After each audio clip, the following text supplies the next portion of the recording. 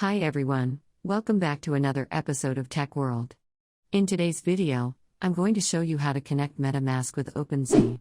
Keep watching the video till the end and don't forget to subscribe to our channel by hitting that subscribe button.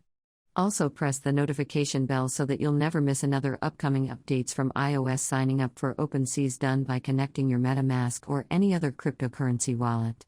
So make sure that you've downloaded Opensea and Metamask application both on your mobile devices.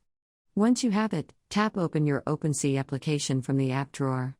Soon after you open up the app, you'll be able to see this kind of an interface. Tap on the profile button at the bottom of the screen and you'll be able to see a menu that says Connect with Wallet. Select one of the wallet providers to start off with Opensea. In today's video, since we are connecting Opensea with Metamask, let's tap on Metamask.